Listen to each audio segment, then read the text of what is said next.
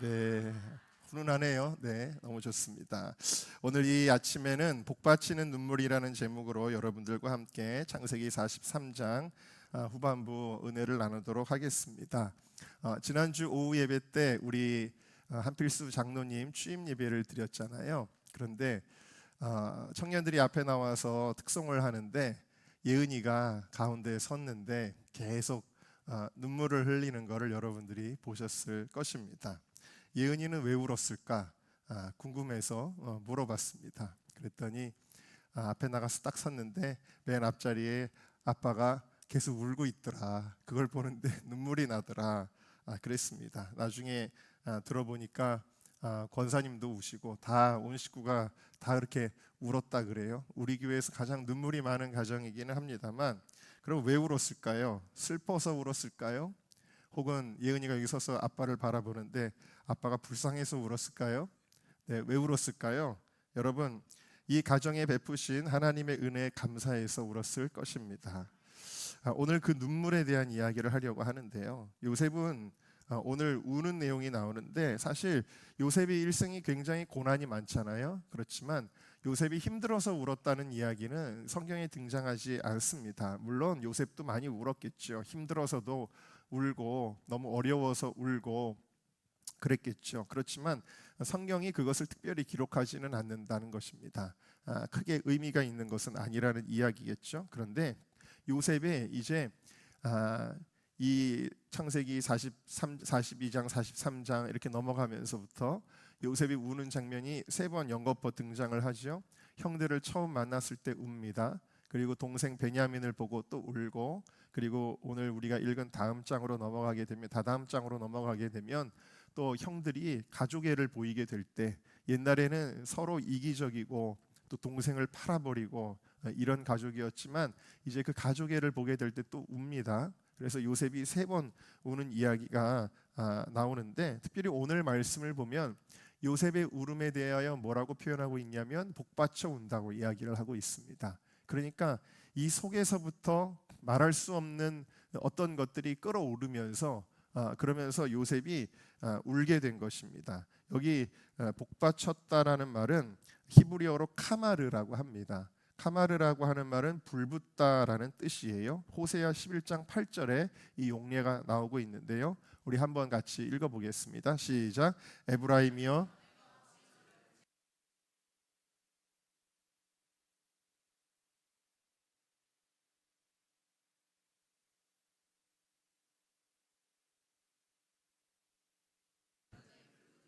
하나님의 마음이 어떻다고요? 하나님의 긍휼이 온전히 불붙듯하다. 하나님의 마음이 불붙다 할 때 똑같은 단어, 지금 요셉이 울었을 때 썼던 그 카마르라고 하는 단어가 쓰였습니다. 이 카마르라고 하는 단어가 또 한 번 등장하는데 어디에 등장하냐면 열왕기상 3장에 등장하는데, 솔로몬이 재판을 하는 이야기 아시죠?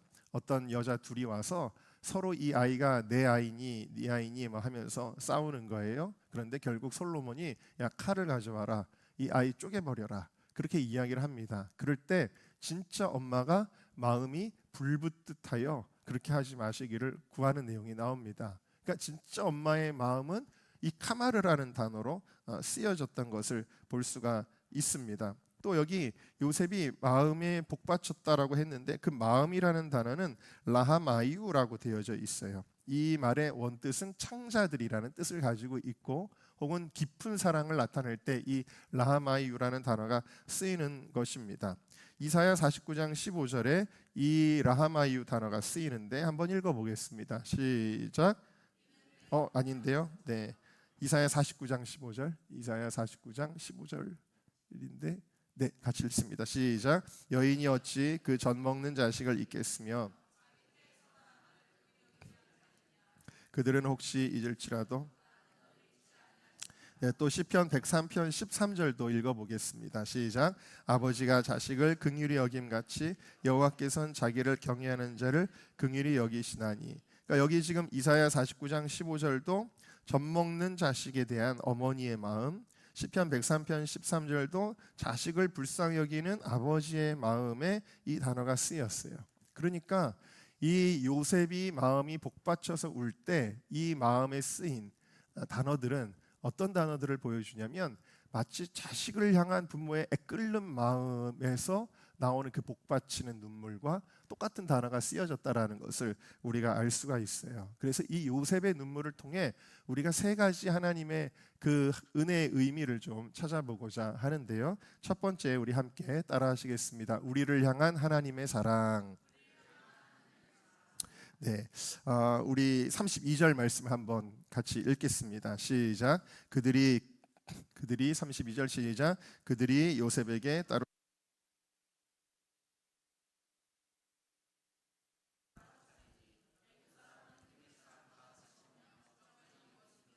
자, 밥을 먹는데 한 식탁에서 먹나요? 아니면 식탁을 따로 차렸나요? 따로 차렸어요. 요셉 따로 차리고, 그 다음에 요셉의 형들 따로 차리고, 그리고 그 요셉을 수종드는 애굽 사람들을 또 따로 차렸습니다. 왜 이렇게 했냐면 이 애굽 사람들은 히브리 사람하고 접촉하는 것이 불가능하기 때문입니다. 부정하게 여겼다라는 거예요. 마치 성경에서 보면은 나병 환자들을 부정하게 여겨서 거리를 두었던 것처럼 이 애굽 사람들은 이 목축을 하는 히브리 사람들을 부정하게 여겨서 같이 겸상을 할 수가 없는 것입니다. 더더군다나 이 그냥 보통 애굽 사람들도 그렇거늘 이 요셉은 어떤 사람이에요? 애굽의 총리라는 말이에요. 그러니까 보통 애굽 사람도 총리 한번 만나는 거는 쉽지가 않은 일이잖아요. 자, 그러면 여러분 한번 생각을 해보세요. 히브리 사람들이 그 애굽 사람들이 사람 취급도 하지 않는 히브리 사람들이 애굽의 총리인 요셉을 만난다는 것은 가능한 일일까요? 그렇지 않다라는 거예요.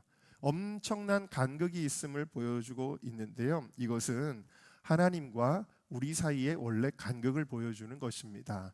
자, 로마서 3장 말씀 3장 23절 같이 읽어볼까요? 시작. 모든 사람이 죄를 범하였음에 하나님의 영광에 이르지 못하더니. 우리는 하나님께 마음껏 나갈 수 있는 존재인가요? 그렇지 않습니다. 우리는 죄를 가지고서 하나님의 영광에 들어갈 수가 없습니다.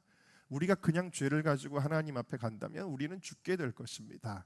하나님과 우리 사이에는 죄로 인하여 엄청난 간극이 벌어지게 되었고, 이것은 그 무엇으로도, 우리의 행위로도 노력으로도 공로로도 그 어떤 것으로도 메꿀 수 없는 간극이 되어 버렸습니다. 그런데 이 간극을 이루신 분이 계시죠. 24절을 읽겠습니다. 시작. 그리스도 예수 안에 있는 속량으로 말미암아 하나님의 은혜로 값없이 의롭다 하심을 얻은 자 되었느니라.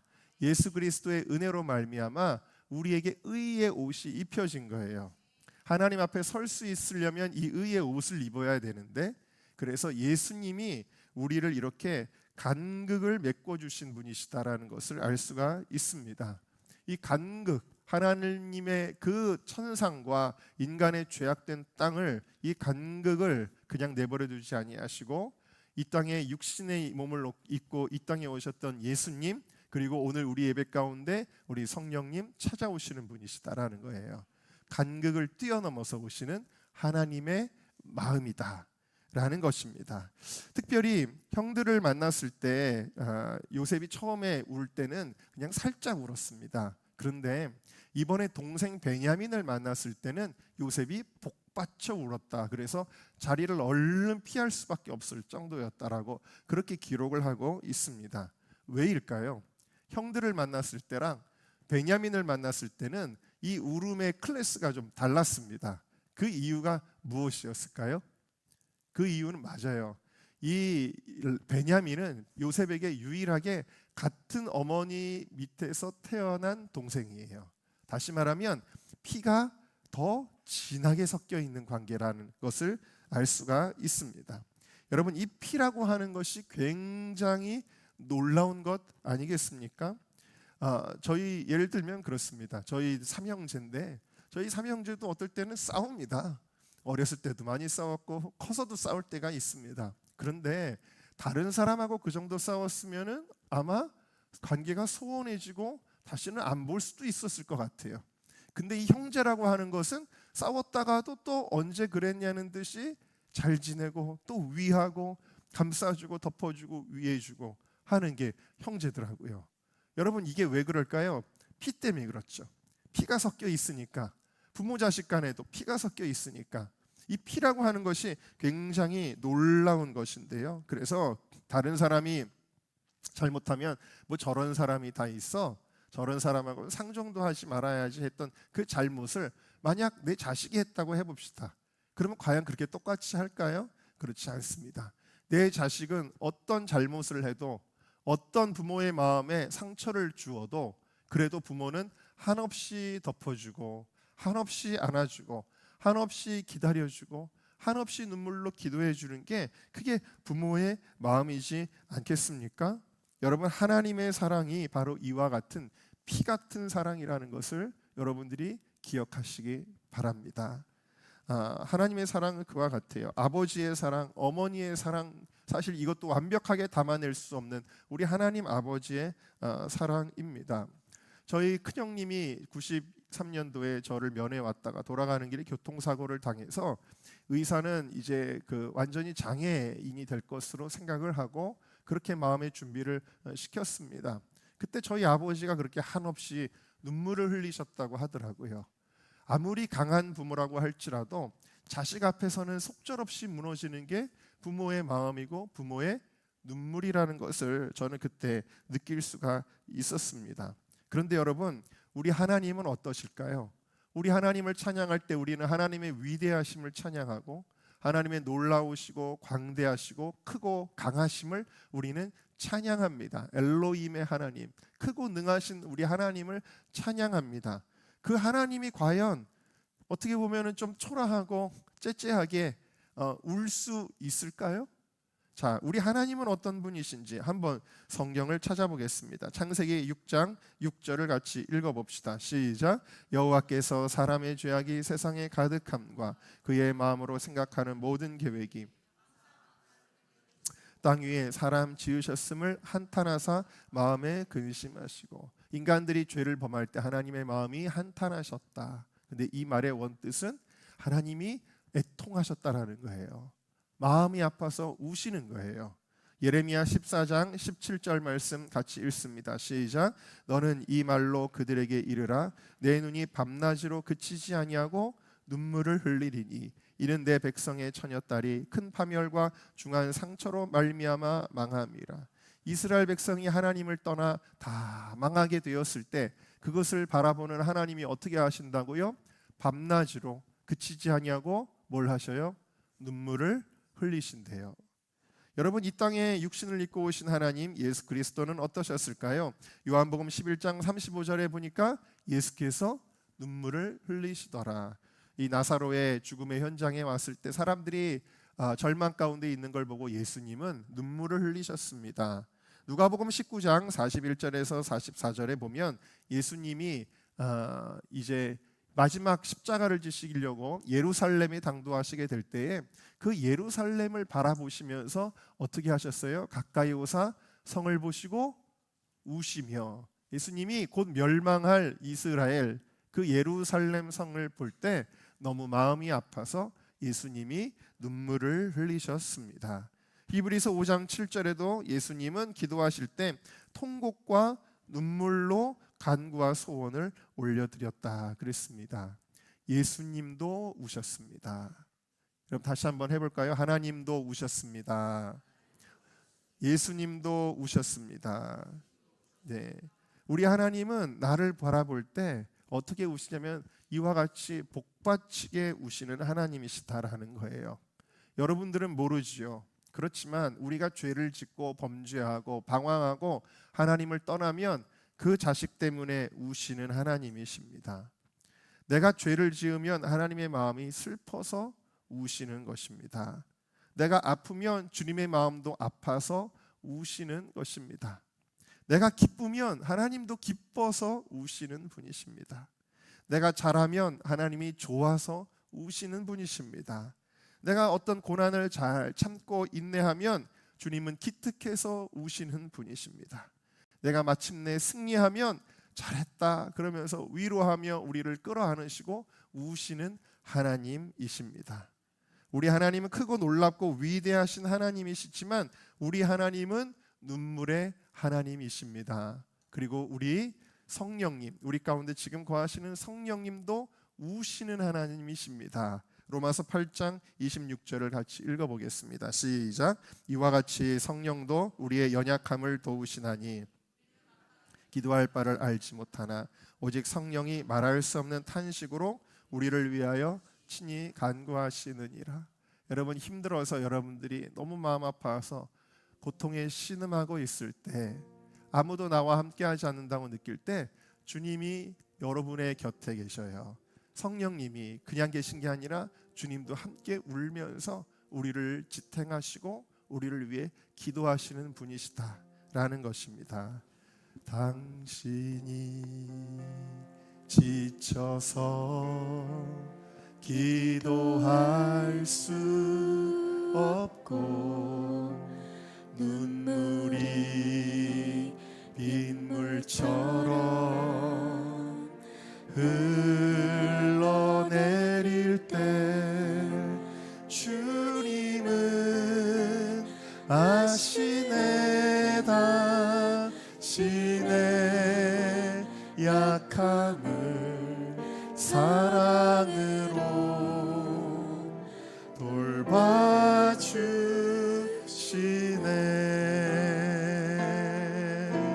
누군가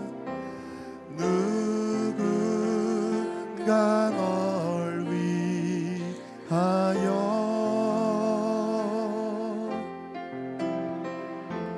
누군가 기도하네.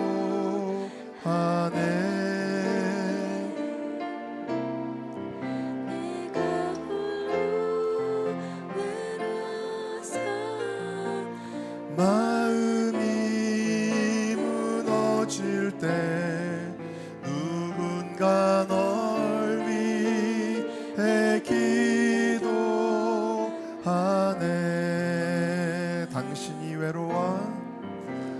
당신이 외로워 홀로 남았을 때 당신은 누구에게 위로를 얻나. 주님은 아시네 당신의 마음을 그대 홀로 잊지 못함을.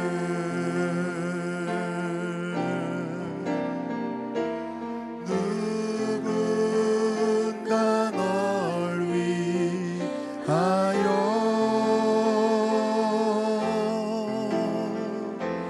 누군가 기도하네.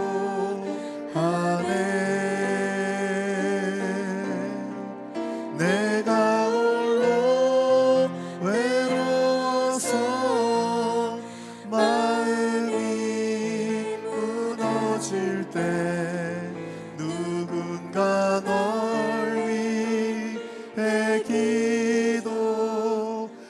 우리 가슴에 손을 얹고 눈을 감고 고백합시다. 누군가 날 위하여 누군가 날 위하여 누군가 기도하네. 누군가 기도하네. 내가 홀로 외로워서 마음이 무너질 때 마음이 무너진 누군가 날 위해 기도하네. 할렐루야.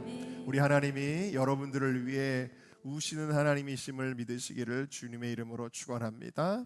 자, 이 요셉의 복받치는 눈물은 두 번째로 무엇을 의미하느냐 함께 따라하십시다. 하나님 약속의 성취.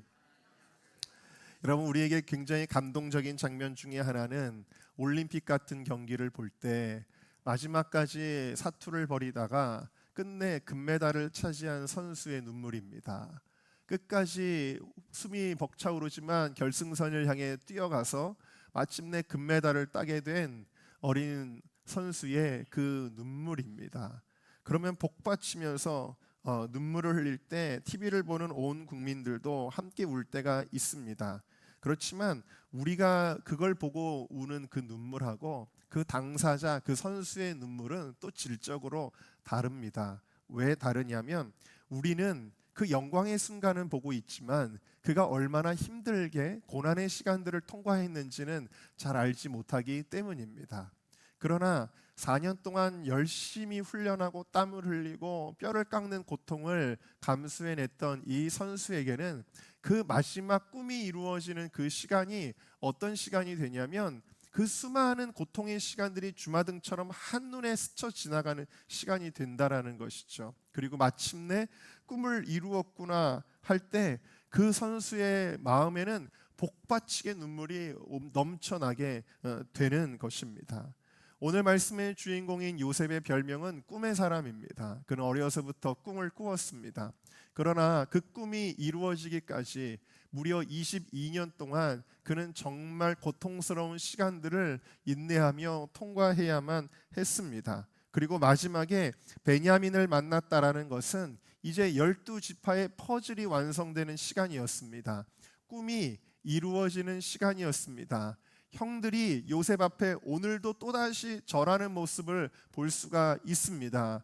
꿈이 이루어지는 그 순간, 하나님의 언약이 성취되는 그 순간, 이 순간 그냥 고난이 이 축복의 시간이 우연히 찾아온 것이 아니라 수많은 역경의 계단을 한 계단 한 계단 딛고 올라와서 마침에 이르게 된 그 정상의 순간, 무려 22년이라고 하는 그 시간의 통과 속에서 마침내 그 꿈이 이루어졌을 때 요셉의 눈에는 복받치는 눈물이 흘러내릴 수밖에 없었던 것입니다.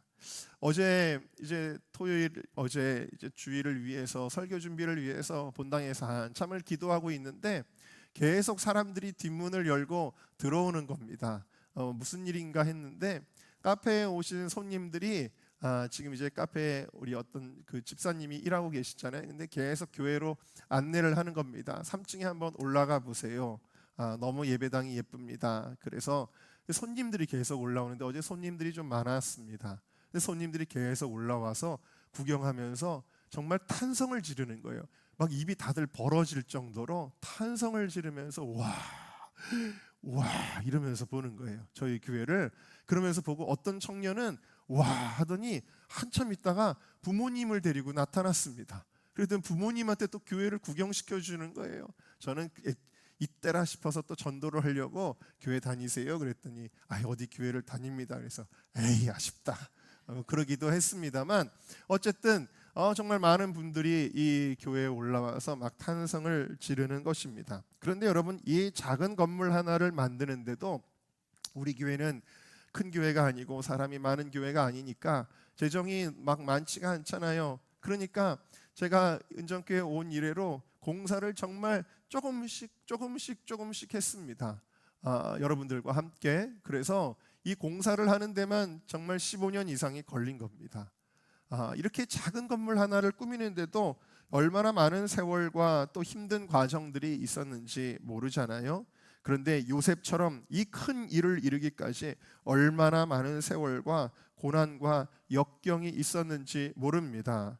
자, 그런데 이 성취의 순간에는 이루 말할 수 없는 수많은 고난의 세월을 통과하게 하신, 우리 아까 예나임과 함께 찬양 불렀던 모든 것이 하나님의 은혜, 이것을 통과하게 하신, 이것을 다 이겨내게 하신 이거 하나님의 은혜, 그 하나님의 은혜에 대한 복받치는 눈물이 올라오게 되는 것입니다.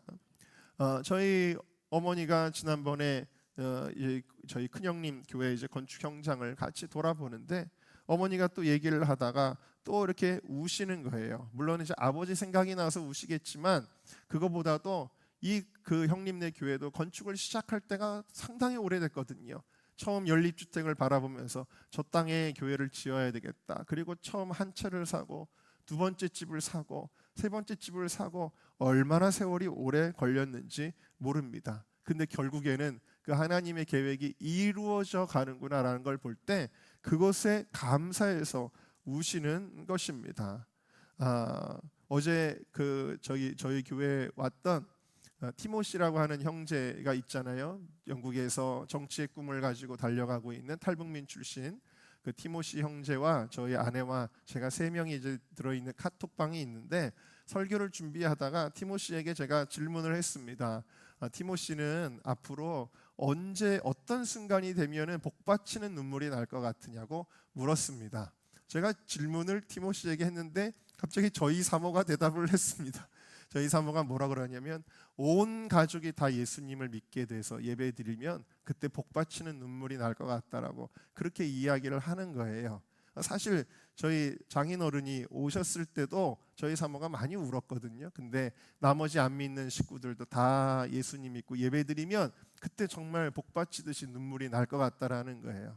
여러분, 하나님이 그 과정, 정말 아버님을 전도하기까지 과정도 상당히 마음 아파했습니다. 제가 집에서 항상 보면서 저렇게 불신자의 가정은 저런 가족 구원에 대한 애통이 있구나라는 거를, 제가 만약에 뭐 목사님 딸이나 장로님 딸하고 결혼을 했으면 몰랐겠지요. 그런데 그걸 보면서 그 불신자 가정의 그 사람의 그 애통하는 마음이 뭔지를 제가 많이 봤거든요. 그런데 그 약속이 성취될 때 얼마나 감격이 되겠습니까? 그리고 나서 오늘 아침에 예배드리기 전에 딱 보니까 티모시 형제가 카톡을 보냈습니다. 자기는 언제 복받치는 눈물이 날 거라는 게 그게 눈에 그려지냐면, 비행기를 타고 드디어 통일이 돼서 비행기를 타고 북한에 내려서 그 땅을 밟게 될 때, 그때 자기는 복받치는 눈물이 날 것이다. 그렇게 이야기를 하는 것입니다. 여러분, 우리가 기억해야 될 것은 하나님이 주신 꿈은 우리가 믿음을 포기하지 않는 이상 언젠가 반드시 이루어집니다. 여러분의 가정을 향한 하나님의 약속이든, 교회를 향한 것이든, 민족을 향한 것이든, 그리고 그 꿈의 성취를 보게 될 때에 여러분, 정말 지금도 상상만 해도 울컥할 것 같은 그것, 여러분, 그 꿈이 이루어질 때 우리는 한없는 눈물을 흘리게 될 것입니다. 그때 눈물을 흘리는 이유는 단순히 성취의 결과 때문만은 아닐 거예요. 드디어 내가 정말 먹고 살게 되기를 바랬는데 드디어 이렇게 좋은 기업을 이뤘구나, 이럴 때 그 결과 때문만 우리가 우는 것이 아니라, 왜 우리가 그러면 울게 되느냐? 그것은 그동안 수고했다라고 하는 주님의 위로 때문에 울게 되는 것입니다. 그러니까 하나님의 은혜에 감격해서 울게 되는 것입니다. 제가 참 좋아하는 말씀이 있습니다. 요한계시록 21장 4절 말씀인데요, 우리의 인생이 다하고 우리가 하나님 나라 가서 주님과 만나게 되면은 예수님이 제일 먼저 하시는 행동이 있다라는 거예요. 그게 뭐냐? 모든 눈물을 그 눈에서 닦아주시니 라는 거예요. 주님은, 우리가 주님 만나면 일단 우는 것은 디폴트라는 거예요. 우는 건 디폴트고, 그때 주님은 어떻게 하시느냐? 우리의 눈물을 그 눈에서 닦아주실 것이다 라는 것입니다. 여러분, 그것은 우리가 천국 갔을 때만 일어나는 일이 아니라 우리의 삶의 순간순간에 주님이 우리의 눈물을 닦아주실 때가 얼마나 많이 있는지 모릅니다.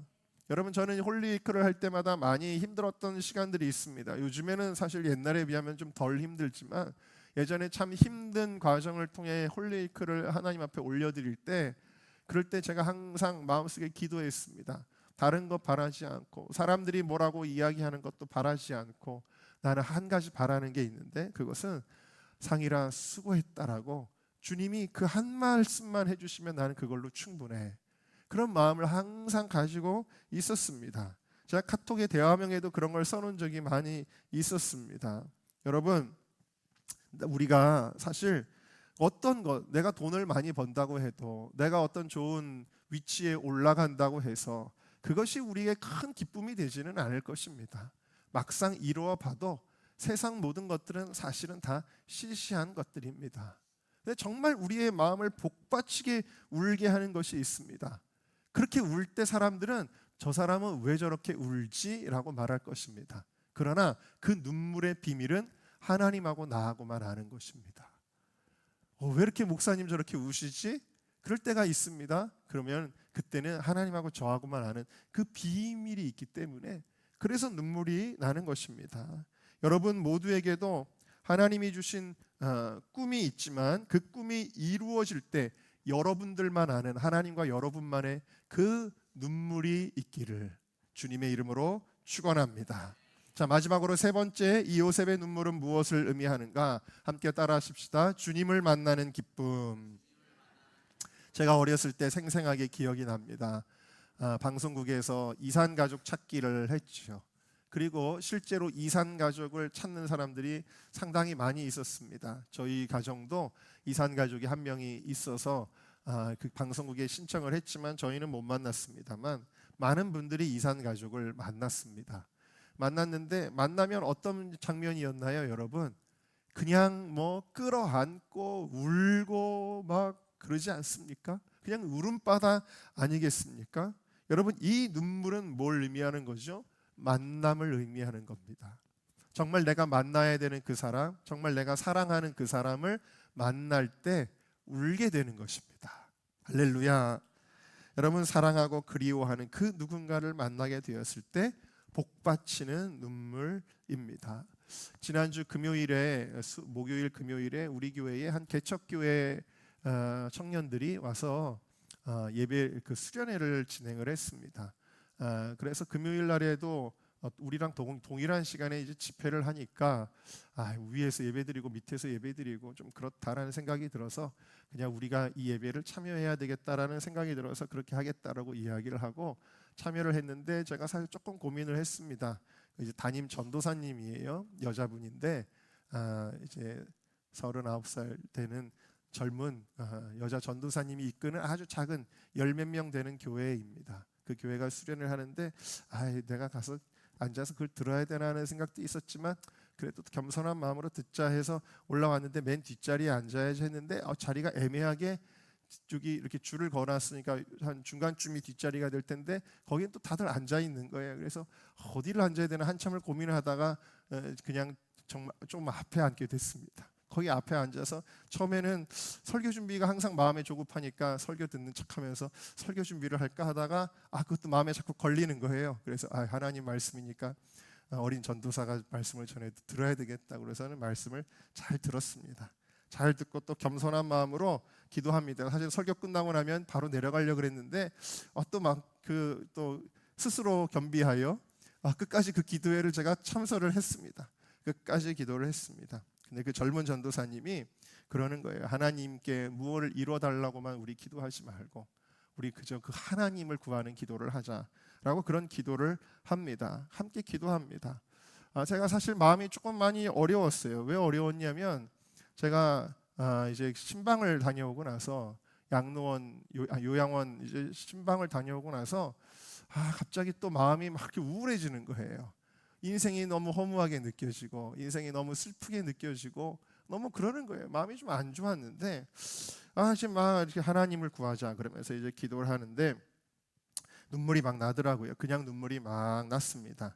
눈물이 나는데 그러면서 이제 하나님과의 만남이 이제 시작이 되는 겁니다. 그런데 하나님께 이제 이것저것을 막 하소연을 했습니다. 하나님, 제가 이것도 해야 되고 저것도 해야 되고 뭐 교회도 그렇고 서기청도 그렇고 교단도 그렇고 너무 할 일은 많은데 누군가가 했으면 하고 손을 떼어놓으면은 안 돌아가고 그럼 다시 나한테 그 일이 돌아오고 그럼 결국 내가 또 해야 되고 이런 상황들이 하나님 제가 너무 버겁습니다. 하나님, 저는 이걸 다 할 수가 없습니다. 그러면서 또 우리 교회를 바라볼 때는 제 마음이 좀 조급함이 있습니다. 그래서 빨리 숫자도 늘어나야 되고 그래야 뭔가를 할 수도 있을 텐데 그러면서 하나님, 저한테 너무 버거워요. 그러면서 이제 또 눈물을 흘리는 겁니다. 하나님 앞에. 그런데 사실 저는 제가 무언가를 열심히 하면 하나님이 기뻐하실 것 같은 그런 마음이 항상 있는 것 같아요. 물론 하나님은 그걸 기뻐하시겠죠. 주를 위해서 뭔가 열심히 하는 거를. 말에다가 음식 열심히 하는 걸 주님이 기뻐하지 않은 게 아니에요. 그것도 기뻐하셨습니다. 그런데 그렇게 하다 보니까 자꾸 하나님께 드리는 제 기도 제목이 대부분 뭐가 되냐면 이런 기도를 하는 겁니다. 하나님, 이거 하나님 일이니까 도와주셔야 됩니다. 이거 어려운 상황인데 이거 도와주셔야 됩니다. 이거 해결해 주셔야 됩니다. 이거 되게 해주셔야 됩니다. 물론 일은 내가 저질러 놨지만 이거 궁극적으로 하나님을 위한 일이니까 하나님 도와달라고 계속 하나님께 하나님의 도우심을 구하는 기도만 제가 많이 하는 거예요. 물론 하나님 그 기도를 들어주시죠. 그런데 주님은 그것보다 더 많이 제게 원하시는 것이 있다는 것을 알려주시는 겁니다. 그거는 내가 주님과 더욱 함께하는 것이고, 내가 더욱 주님을 갈망하는 것이고, 내가 주님과 더 친밀하게 대화하는 것입니다. 주님께 나는 항상 뭔가를 도와달라고만 하지만 주님은 나와 함께 더 많은 시간을 보내며 주님을 구하기를 원하시는 것입니다. 그래서 주님 앞에 여러 가지 질문을 했지만 저는 뭐 하나님 음성이 그래서 막 하나님 제발 한 번만 좀 말씀 좀 해주세요. 뭐 이러면서 이제 기도를 하잖아요. 말씀 좀 한마디만 좀 해주시지. 제가 갖고 있는 이 의문들, 제 마음속의 고통의 문제들 좀 해결해 주는 주님의 한마디를 좀 해주세요. 그런데 뭐 하나님이 결국 또 마찬가지죠. 오늘도 하나님은 나에게 아무 말씀이 없으신다. 우리 하나님은 나에게 침묵하신다. 그리고서는 휴 하고 또 이제 밑으로 내려와서 제가 사무실에 이제 들어왔습니다. 기도를 다 마치고 그랬더니 갑자기 수정이가 해처럼 밝은 얼굴로 막 신나가지고 제 방에 들어오는 겁니다. 그래서 쟤는 또 왜 내 방에 들어왔을까? 그랬습니다. 그랬더니 저한테 간증을 하는 겁니다. 오늘 설교 끝나고 간증을 좀 시킬 텐데, 간증을 하는데 놀랍게도 제 마음속에 여러 가지 질문에 대한 답이 하나님이 저한테는 얘기 안 하시더니 쟤한테 주셨더라고요. 그래가지고는 제가 들어와서 막 얘기를 하는 거예요. 아마 이따 간증하면은 좀 내용이 제가 정리를 못 해줬는데 좀 중구난방이긴 할 거예요. 그래서 무슨 소리 하는지 잘 모르실 수도 있지만 저는 알아요. 그게 뭘 말씀하시는지. 그래서 하나님이 결국 나에게 그렇게 말씀을 해주셨는데, 주님은 정말 제 마음을 잘 아시고 나를 위로하시고 나와 함께 하시고 내 손을 잡아주기 원하시는 분이세요. 하나님은 정말 원하시는 것은 주님과 동행하는 것입니다. 저희가 여러분들에게 많이 말씀드렸지만 제가 하나님 음성을 그렇다고 전혀 못 들은 건 아니고, 정말 일생에 한 몇 번, 정말 조금 몇 번 안 되지만 중요한 포인트에서 하나님의 음성을 들려주셨는데, 그 중에 하나가 몇 년 전에, 그렇게 오래되진 않았죠. 네, 하나님이 그 에즈베리 대학교의 그 부흥의 사건이 끝나고 제가 거길 가게 될 때, 제가 하나님 어떡하죠? 그 부흥이 끝났대요 할 때, 내가 그 기름 부음을 너의 교회에 부어주겠다. 그 음성이 제 마음속에 탁 들려가지고 엄청 울었잖아요 그때. 근데 그 다음부터 제가 별로 생각을 안 했는데, 그럼 그 기름 부음은 도대체 뭘까 하는 질문이 생겼습니다. 그래가지고 그럼 에즈베리 대학교처럼 예배가 끝나지를 않고 사람들이 계속 그걸 소문이 나가지고 몰려오는 게 그 기름 부음인가? 그래서 어떨 때는 약간 그런 기대가 될 때, 어떨 때 야 오늘 예배가 안 끝나는 거 아니야? 그러면 이제 방송국에서 소문이 나가지고 막 SNS 야 은정교회 부흥이 일어났는데 예배가 끝나질 않고 있다. 지금 예배가 시작한 지 일주일이 됐다. 막 소문이 나는, 그게 그 기름 부음인가? 그러면 좋겠죠 여러분. 네, 막 전국에서 몰려오고 거꾸로 막 미국 사람들이 은정교회 구경하러 막 오고, 물론 그랬으면 좋겠지만 과연 그 기름 부음일까? 어떤 기름 부음을 말하는 걸까? 아니면 은사와 기적이 막 나타나는 것일까? 그랬습니다. 그런데 하나님께서 제 마음속에 깨닫게 해주시는 것은 뭐냐면, 그런 어떤 현상, 그런 어떤 눈에 보이는 가시적인 결과를 신경 쓰지 말라는 것입니다. 그런 건 다 현상이고, 정말 주님께서 구하기를 원하시는 그거는 과연 무엇일까? 그거는 과연 무엇일까? 제가 이 이야기로 답을 좀 드리도록 하겠습니다. 아까 말씀드린 대로 저희 큰형님 교회가, 예광교회가 이제 건축이 거의 마무리돼 가고 있습니다. 그래서 우리 사역자들하고도 한번 가서 구경을 했습니다. 교회가 너무 멋있습니다. 그 광화문에 있는 세문안 교회 아시죠? 그 교회 건축물이 아주 유명한 건축물이 됐는데, 그 건축가가 만든, 똑같은 건축가가 디자인을 해서 교회가 너무 멋있습니다. 예술적이고. 그래서 감탄을 하고 규모도 크고 그래가지고 멋있다. 그리고서는 이제 돌아오는 길입니다. 돌아오는 길에 돌아오는 길이었는지 좀 시간이 지났는지 저희 사모랑 둘이 운전을 합니다. 그러면 제가 그렇게 얘기를 했습니다. 저희 사모에게 얘기했습니다. 하나님이 큰형님 교회에는 크고 멋있는 건물을 주셨고, 근데 여러분 잘 아시다시피 또 저희 작은 형님 교회에 또 많은 부흥이 있었잖아요. 그래서 작은 형님 교회는 많은 사람들을 보내주셨고, 그럼 우리 교회는 하나님이 뭘 주셨지? 제가 그랬습니다. 왜냐하면 사실 저희 교회 항상 저는 뭐 아시다시피 사람들이 탄성을 하고 항상 뿌듯하고 그랬는데, 형님 교회를 갔다가 여기 딱 오는데 갑자기 저희 교회가 너무 작게 느껴지는 거예요. 그래서 기분이 좀 이상하기는 했었거든요. 우리 교회는 뭘 주셨지? 제가 이제 그랬습니다. 그리고서는 저희 사모가 생각하고 대답을 해야 되는데, 제가 뭘 주셨지? 하고서는 저도 모르게 정말 저도 모르게 제가 대답을 그냥 했습니다. 제가 뭐 어떻게 했냐면 우리 교회는 하나님이 뭘 주셨지? 임재를 주셨지. 제가 질문하고 제가 바로 대답을 하는 거예요. 저도 깜짝 놀랐습니다. 제가 그렇게 멋있는 대답을 할 줄은 몰랐습니다. 네, 임재를 주셨지. 그랬습니다. 여러분, 여기 수련회 왔던 그 팀이 처음에 교회를 답사를 왔었습니다. 제가 없을 때 답사를 왔었는데 그 전도사님이 담임 전도사님이 그 얘기를 저한테 하는 거예요. 처음에 답사를 왔는데 여기 성전을 딱 들어서는 순간 이상하게 눈물이 막 나더라는 거예요. 눈물이 나고 그 다음에 수련회 이제 날짜가 돼서 청년들과 함께 수련회를 하려고 이곳에 와서 딱 기도를 시작하는데 또 눈물이 막 나더래요. 눈물이 나서 청년들에게 그렇게 얘기를 했대요. 이곳은 그냥 장소가 아니라 기도가 쌓여 있는 곳이고 하나님의 임재가 있는 장소다. 이런 좋은 장소를 우리에게 허락해 주심에 우리 감사를 드리자. 이러고 수련회를 시작했다라는 거예요. 여러분, 사람들은 잘 모르죠.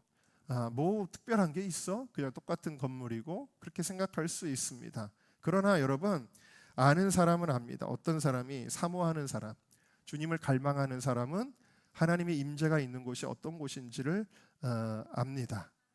그것을 알죠. 여러분, 우리가 정말 눈물을 흘릴 수밖에 없는 것은 뭔지 아세요? 그것은 하나님이 내 안에 들어오시면, 하나님이 나의 삶 가운데 주님이 강력하게 임재하실수록 우리 안에는 복받치는 눈물이 날 거예요. 그 복받치는 눈물이 오늘 예배드리는 여러분들에게 회복되기를 주님의 이름으로 축원합니다. 사실 제가 좀 마음에 아쉬운 것이 있습니다. 제가 은정교회를 처음 부임했을 때, 지금으로부터 15년, 16년 되었을 때입니다. 그때 제가 부임하고 거의 3년, 4년, 왜냐하면 저희 사모도 처음에 와서 그걸 봤으니까 그 정도 이상의 시간이었던 것 같습니다. 주일날 예배 때도 항상 말씀을 전하고 기도를 하면 여기저기서 훌쩍 했습니다. 정말 많은 분들이 눈물을 흘리셨습니다. 그리고 저도 설교를 할 때 어떻게 설교가 이렇게 되지? 하나님이 임재하시고 그리고 성도들도 막 울고 막 그랬습니다. 근데 어느 날부터인지 우리 성도들 가운데 눈물 흘리는 소리가 잘 안 들립니다. 시간이 지날수록 우리에게는 모든 것이 너무나 익숙해졌습니다. 아무리 좋은 찬양을 준비하고 아무리 좋은 말씀을 해도 피리를 불어도 울지 아니하고 소고를 쳐도 춤추지 아니하는 세대처럼 우리가 마음이 강팍해져 가는 것은 아닌가, 그런 생각이 들 때가 있습니다. 여러분, 그것은 우리의 마음이 시간이 지나서 메마른 것도 있을 수 있겠지만 그 가장 중요한 이유가 있습니다. 그것은 우리가 주님을 구하지 않기 때문입니다. 주님을 구하지 않고 우리가 늘 주님께 뭘 해달라 그러고 뭘 이루어달라 그러고 그리고 뭘 도와달라 그러고 그런 것만 하면 우리는 주님의 임재를 모르는 사람이 됩니다. 진짜 눈물은 어떤 감동적인 이야기를 듣고 흘리는 눈물의 차원이 아닙니다. 어떤 슬픈 이야기를 듣고 흘리는 눈물의 차원이 아닙니다. 진짜 복받치는 눈물은 언제 일어나는 줄 아세요? 성령님이 나에게 임재하실 때, 내가 요셉이 그 사랑하는 동생 베냐민을 만났을 때 복받치는 눈물이 났던 것처럼 우리가 사랑하는 주님을 만났을 때 눈물이 나는 것입니다. 그 눈물은 뭘로 표현할 수도 없고 왜 우는지도 모르는 그 눈물이 나게 되는 것입니다. 여러분, 주님을 만나는 예배가 되게 합시다. 눈물을 회복하는 예배가 됩시다. 그것이 우리의 예배뿐만 아니라 우리의 삶 속에서 그냥 예수님 이름만 해도, 주님만 해도, 주님 그 한마디만 해도 그냥 우리의 마음속에 복받치는 눈물이 일어나는 저와 여러분이 되시기를 주님의 이름으로 축원합니다. 우리 그 마음 가지고 함께 찬양하고 기도하도록 하겠습니다. 사랑해 예수님, 나를 찾아오셔서 십자가로 대속하사 내 마음 두드리네. 오 사랑해 예수님, 지금 내 맘을 엽니다. 내 안에 거하셔서 나의 생명 되소서. 사랑해 예수님, 사랑해 예수님,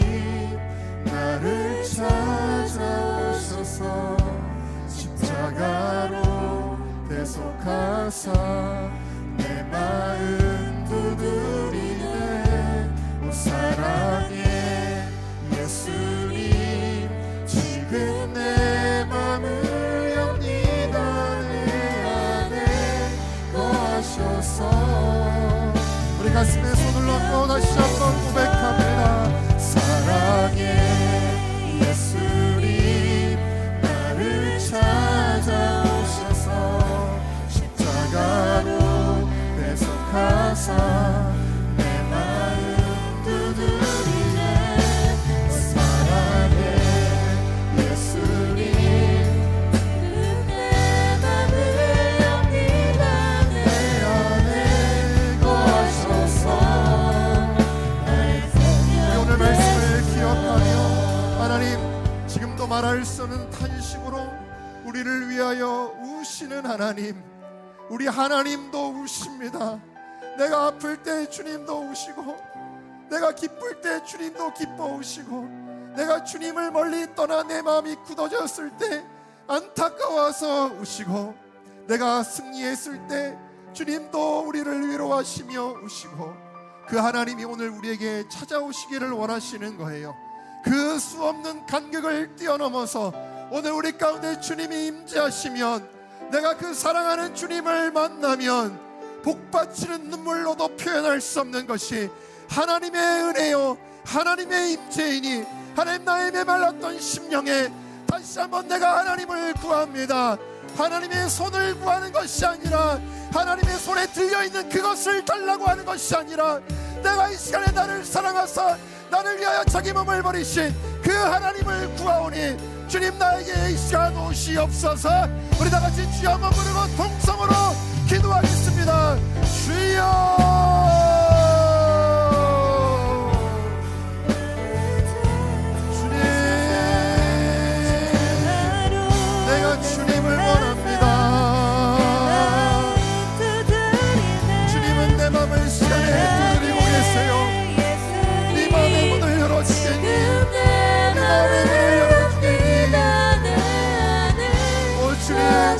내 마음을 엽니다. 나의 생명 되신 주님을 내 마음속에 충성합니다. 사랑의 예수님 내게 찾아오셔서 그 십자가의 사랑으로 내 마음을 어루만져 주십니다. 오 사랑의 예수님 지금 내 마음을 엽니다.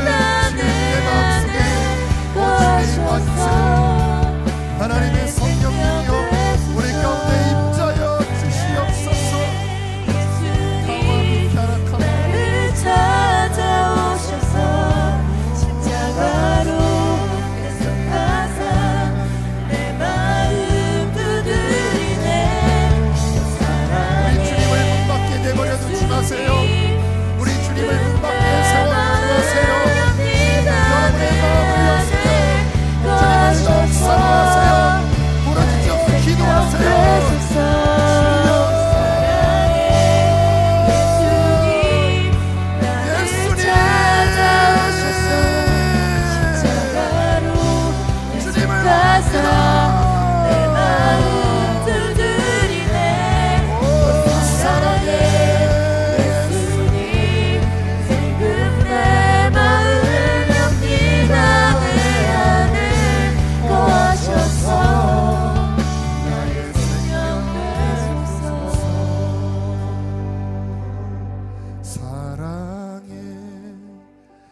예수님 나를 찾아오셔서 십자가로 대속하사 내 마음 두드리네. 오 사랑의 예수님 지금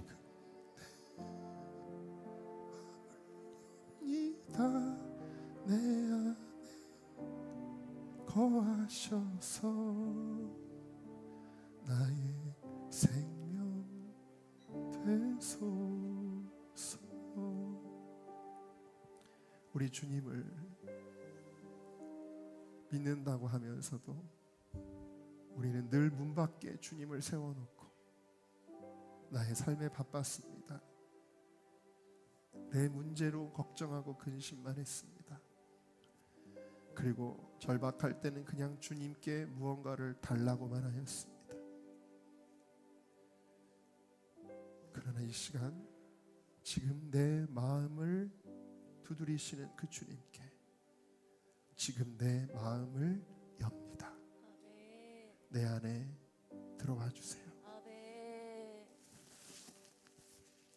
내 안에 살아주세요. 거해주세요.